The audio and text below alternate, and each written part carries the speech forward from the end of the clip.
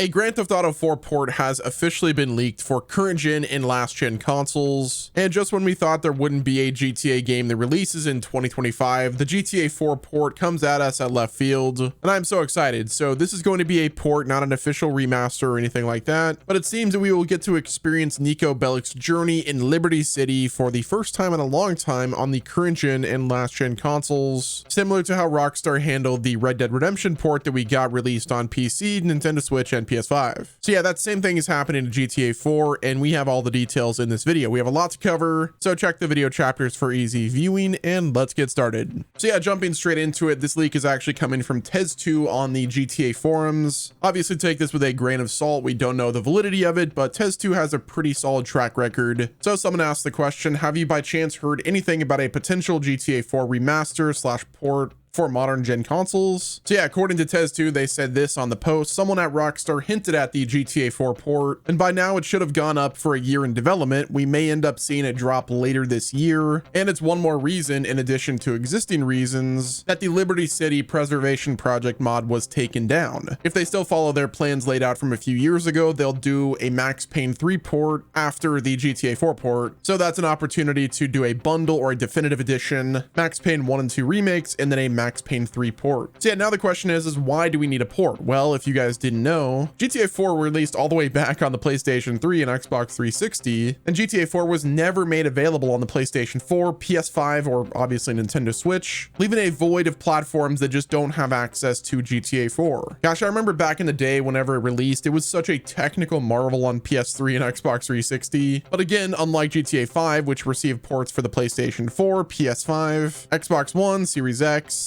and the PC, GTA 4 just didn't get that treatment. Now, if you have an Xbox console, like an Xbox Series S or X, that console supports backwards compatibility really well. So if you want to play GTA 4 right now, you're able to play it. And of course, if you have PC, you're able to play it on that platform as well. So a GTA 4 port for PS4 and PS5 would make that game accessible to modern PlayStation users and users on the Nintendo Switch. Like when I think of GTA 4, like the Nintendo Switch 1 and 2 is like a perfect platform for that console, especially to receive a port. Like you have Red Dead Redemption that did really well for Nintendo Switch. So a Nintendo Switch release for GTA 4 would also tap into a new audience, mainly Switch players. You're not really going to find them playing a GTA game, but you know, if they have it on Nintendo Switch, maybe they will in the future. And there's also a, you know, possibility that GTA 6 could be playable on the Switch too. However, they would have to probably move mountains for that to happen, but you know what I'm saying. Giving the Switch platform that has access to like 155 million users is just easy money for Rockstar and Take-Two. Like it's a money printer at the end of the day. Now with GTA 6 being pushed back all the way to 2026, Rockstar is going to have to, you know, maintain the fan engagement. So a GTA 4 port similar to the, you know, 2023 Red Dead Redemption re-release would serve as a low risk project to kind of hold players over until GTA 6 comes out. Not to mention you have like the implications that Liberty City has with GTA 6. Lucia was obviously from Liberty City, and you have GTA 6 releasing on the PlayStation 5. So if any new fan wants to experience Liberty City for the first time, the only way to do that is either on Xbox or PC. But now with a GTA 4 port, they're able to do that. They could play through the Liberty City experience with GTA 4 so they can better understand, you know, some of the Liberty City references that will likely be in GTA 6. So now the question is why are they going to do a port for GTA 4 rather than a remaster? So a port involves adapting GTA 4 to run on modern hardware with minimal changes. The changes that we can expect are going to be similar to what we got with the Red Dead Redemption port. So I would expect things as minimal as like improved frame rates, resolution tweaks, or control optimizations. A port allows Rockstar to quickly bring GTA 4 to platforms where it's not available. Now, unlike a remaster, which demands like, you know, a significant graphical overhauls, new assets, or rebuilt mechanics, a port is going to require much less investment for Rockstar. They can leverage the existing game, focusing on the compatibility, bug fixes. If there's any issues with game crashing on the new platform, they'll fix that as well. But I think one thing that people are missing is a port allows Rockstar to kind of gauge interest in GTA 4 on modern platforms, particularly the Nintendo Switch, where mainline GTA titles don't really happen. A success on that platform and, you know, other platforms might give Rockstar a reason to port GTA 5 over to the Nintendo Switch. So with them opting for a port now, Rockstar keeps the possibility of a GTA 4 remaster alive as kind of like a break glass in case of emergency option. A port allows them to satisfy the the immediate demand without committing to a costly remaster, which, like I said, could be revisited later given the fan reception or market conditions. It mitigates some of the risk and potential backlash, especially coming off of the GTA Trilogy Definitive Edition's troubled launch. Now, a GTA 4 remaster that involves major upgrades like visual enhancements, engine upgrades, and just various new content would be a bigger undertaking with higher stakes. GTA 6 currently is Rockstar's top priority, and a remaster demands new textures, lighting, and just a bunch of stuff that Rockstar currently doesn't have time for, with GTA Trilogy's outsourcing to Grove Street Games, which led to a ton of backlash and bugs and just everything. Like, that was just an absolute disaster. I think it has them on the back foot of not really wanting to do a remaster or anything for a while. And that's not to mention the licensing nightmare. Like, GTA 4's iconic soundtrack features tracks from a ton of artists, so that would be an absolute licensing hell if they try to do it. Many of these songs' license have expired, which that's as evident to when Rockstar removed music from GTA 4's digital versions in 2018. A remaster would require negotiating these tracks or replacing the tracks, which would be costly in itself. So that's one of the reasons why they probably wouldn't want to do it, not to mention the GTA Trilogy Definitive Edition 2021 release, which was an absolute PR disaster for them. The game had, a ton of glitches, poor visuals, and just missing features. It's sad when the GTA Phone Edition for San Andreas looks better than what the trilogy's Definitive Edition did. But now what I will say is, while a port makes sense now, the success of the Elder Scrolls 4 Oblivion remaster by Virtuos and Bethesda Game Studios could be inspiration for Rockstar and Take-Two to greenlight a GTA 4 remaster down the line. For those of you that don't know, Rockstar and Virtuos actually worked together on a project in the past, and that was for LA Noire, which was done by Rockstar North and Team Bondi. So Virtuos helped port those games to other platforms. However, I don't think they worked on like an actual official remaster or anything like that, but I think it's obvious that Virtuos' success with the Elder Scrolls 4 Oblivion remaster, it could convince Take-Two Interactive and Rockstar Games to give a proven studio like Virtuos to give us a Grand Theft Auto 4 remaster and addressing all of the, GTA Trilogy's failures. Now, for those of you that don't know, the Virtuos games uses a technology called engine layering, where they still use the original game code from like GTA 4, for instance, but then they would use a rendering layer that uses Unreal Engine 5 for the visuals. And as you guys can see with Oblivion Remastered, they absolutely crushed it with that game, so we could easily see something very similar used for a GTA 4 remaster. Now, as for what that GTA remaster could look like, we could expect enhanced graphics, modern lighting, detailed character models, and a beautifully rebuilt Liberty City to match GTA 5's fidelity and, hopefully GTA 6. If they utilize the engine layering technology, then it'll be Unreal Engine 5, which honestly, if you've played Oblivion Remastered, you know that they did a great job with that. So I am personally fine with them utilizing Unreal 5 for a GTA 4 remaster. Now, another thing that Virtuos did for the Oblivion remaster is they updated some of the combat, some of the other mechanics. So perhaps we could see something similar with, refined combat and gunplay, driving mechanics, drawing from GTA 5's smoother systems. However, the main thing that is an issue for them is the licensing issue, which will be a pretty big hurdle. So they would almost need Rockstar and Take-Two on board, so the budget is there so that they can really remaster this game in the best way possible. And that's one of the reasons why I think they should just let Virtuos do it and just kind of follow in Oblivion's blueprint. There's also the situation where they completely nuked the Liberty City preservation project. So like, why would they do that if they didn't plan on doing something with GTA 4? Now, if getting a remaster for GTA 4 means them shutting down the Liberty City preservation project, and the remaster is as good as the Oblivion remaster, then it doesn't sting as much for them to shut down Liberty City's preservation project, even though I think it's a bit crappy that they did it in general. But if they did it to open up the possibility for them selling